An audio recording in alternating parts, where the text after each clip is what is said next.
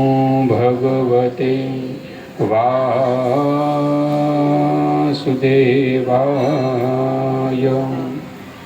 बोलो द्वारकाधीश की जय, पुरुषोत्तम भगवान की जय, सद्गुरुदेव की जय।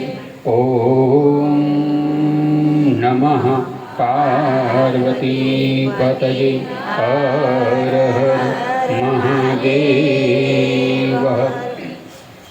श्री राधे गोविंद भज मन श्री राधे, श्री राधे गोविंद भज मन श्री राधे।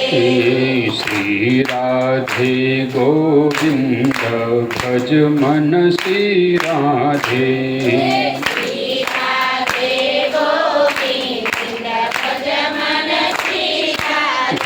राधे श्री राधे जय जय राधे, राधे श्री राधे जय जय राधे, राधे श्री राधे जय जय राधे, राधे श्री राधे जय जय राधे। श्री राधे गोविंद भज मन श्री राधे।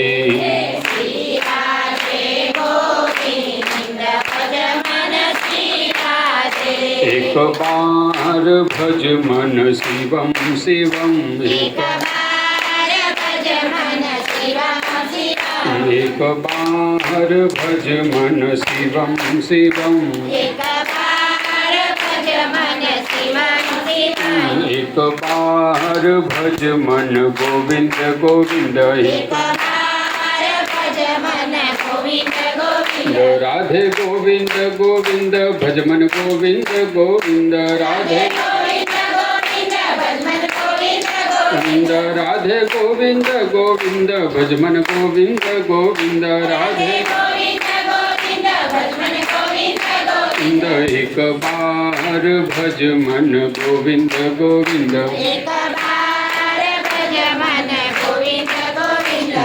कुंज में विराजे घनश्याम राधे राधे, कुंज में विराजे घनश्याम राधे राधे, कुंज में विराजे घनश्याम राधे राधे, कुंज में विराजे घनश्याम राधे राधे, श्याम राधे राधे घनश्याम राधे राधे, श्याम राधे राधे घनश्याम राधे राधे, श्याम राधे राधे घनश्याम राधे राधे, श्याम राधे राधे घनश्याम राधे राधे, कुंज में विराजे घनश्याम राधे राधे, कुंज में विराजे घनश्याम राधे राधे। भज गोविंद गोविंद गोपाला, भज गोविंद गोविंद गोपाला, भज गोविंद गोविंद गोपाला, भज गोविंद गोविंद गोपाला, भज मुरली मनोहर नंद लाला, भज मुरली मनोहर नंद लाला, भज मुरली मनोहर नंद लाला, भज मुरली मनोहर नंद लाला, भज गोविंद गोविंद गोपाला, भज गोविंद गोविंद गोपाला, श्रीमन नारायण नारायण नारायण, श्रीमन नारायण नारायण नारायण, श्रीमन नारायण नारायण नारायण, श्रीमन नारायण नारायण नारायण, भजमन नारायण नारायण नारायण, भजमन नारायण नारायण नारायण, भजमन नारायण नारायण नारायण, भजमन नारायण नारायण नारायण, श्रीमन नारायण श्रीमन नारायण, भजमन नारायण भजमन नारायण।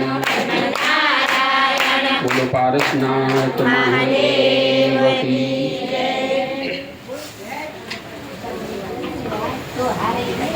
અધિક પુરુષોત્તમ માસ શુક્લ પક્ષની એકાદશીની કથા સુતજી મહારાજ નૈમિષારણ્ય ક્ષેત્રમાં આ અધિક પુરુષોત્તમ માસની કથાઓ સનકાદિ ઋષિઓને કહે છે.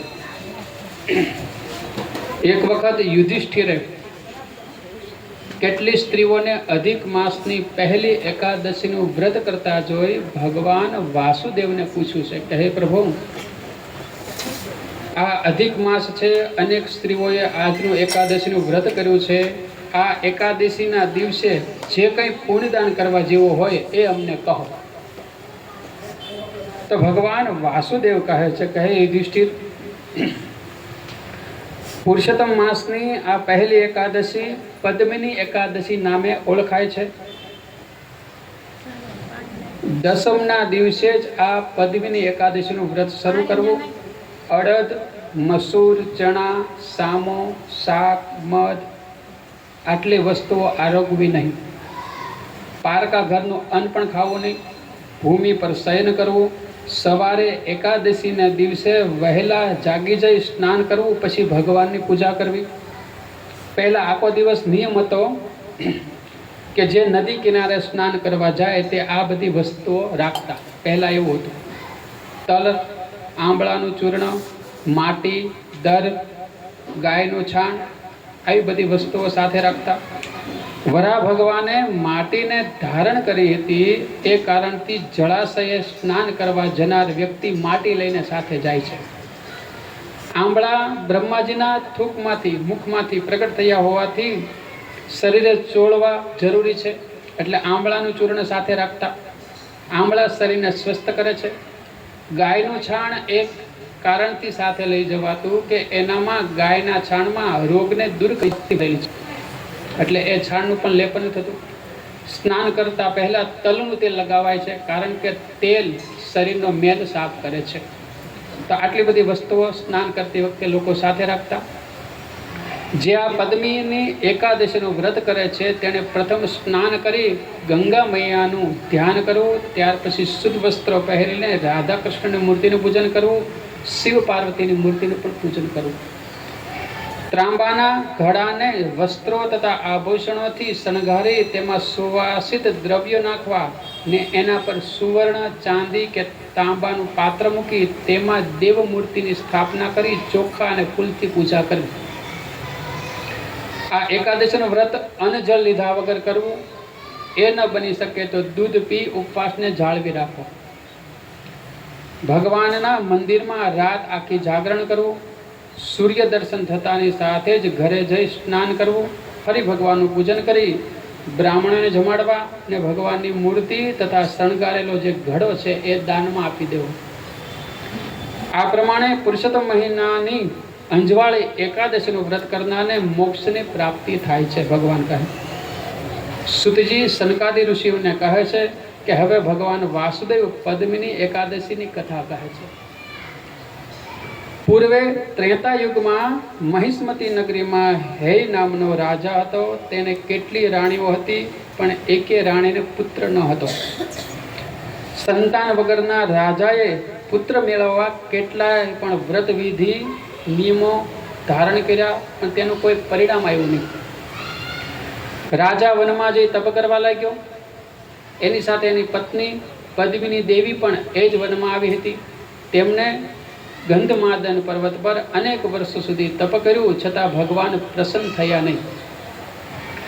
રાજાનું શરીર રક્ત વગરનું હાડપિંજર જેવું બની ગયું. પતિવ્રતા પદ્મિની દેવીએ એક દિવસ અત્રિ ઋષિના પત્ની મહાસતી હંસિયાજીના આશ્રમમાં પુત્ર પ્રાપ્તિ માટે પોતાનો પતિ તપ કરવાનો હોવાની વાત કરી, અને છતાં ભગવાન પ્રસન્ન થયા. એ પણ વાત હંસિયાજીને કરી. હંસિયાને પદ્મિની દેવીને એક ઉપાય બતાવ્યો છે કે હરિચંદ્ર પુત્રી, આ પદ્મિની દેવી છે એ હરિચંદ્ર રાજાની પુત્રી છે. હવે અધિક માસ નજીક આવી રહ્યો છે. આ અધિક માસ શ્રી હરિનો મહિનો છે. આ અધિક પુરુષોત્તમ મહિનાની એકાદશી તારે વિધિ સહિત કરવી. હંસુયાજી કહે, વ્રતમાં નિયમો ને વિધિમાં ચિત્તને પરવી રાખવું. રાજા તપ કરતો હતો. તેણે દિવ્ય આકાશવાણી સંભળાણી કે હે રાજા, તારી પત્નીએ નિર્જળ એકાદશી કરીને મને પ્રસન્ન કર્યા છે.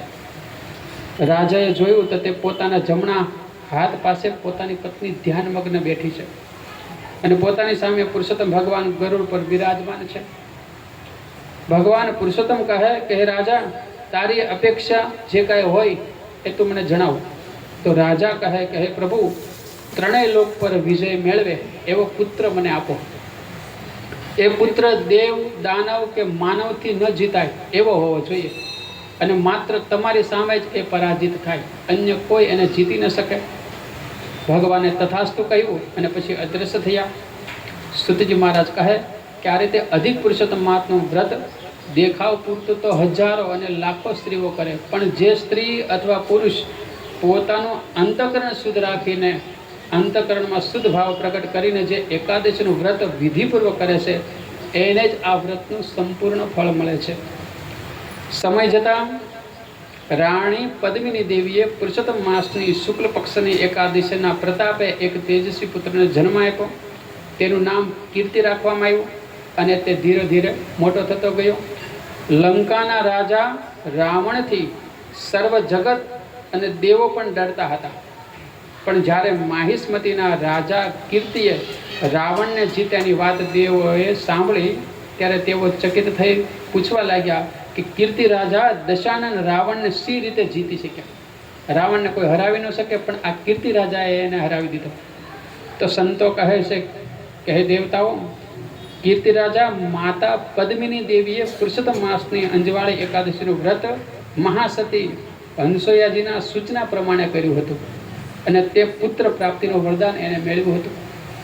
સુતજી કહે છે કે હે મહાત્માઓ, કોઈ પણ સારા કાર્યમાં ભગવાનની સહાયતા જોઈતી હોય તો આ પદ્મની એકાદશીનું વ્રત વિધિ વિધાન સાથે, અંતઃકરણ શુદ્ધિ સાથે, ભાવપૂર્વક હૃદયથી કરવું તો એને સંપૂર્ણ ફળ મળે છે. ઇતિ શ્રી અધિક પુરુષોત્તમ માસે પદ્મિની એકાદશી સમાપ્ત. બોલો બાલ કૃષ્ણ લાલ કી જય. હવે વ્યતિપાતની એક વાત. પંચાંગમાં તો વ્યતિપાતનો ઉલ્લેખ નથી, 16 તારીખે છે વ્યતિપાત, પણ જ્યોતિષ શાસ્ત્ર અનુસાર આજે પણ વ્યતિપાત છે, 27 તારીખ ને 28 તારીખ, એવું નેટ ઉપર તમને જાણવા મળશે સમય ને બધું.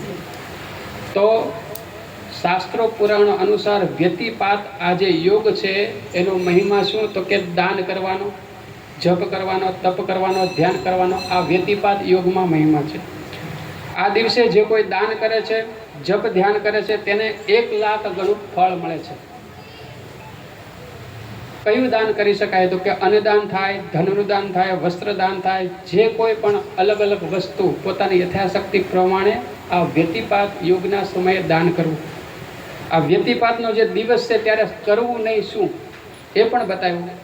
ગ્રહ પ્રવેશ ન થાય, વિવાહ ન થાય, કોઈ પણ દુકાન હોય, ઓફિસ હોય, તેનું મુહૂર્ત પણ આ વ્યતિપાત યોગમાં ન થાય, વાળ કટિંગ પણ ન થાય આ વ્યતિપાત યોગમાં.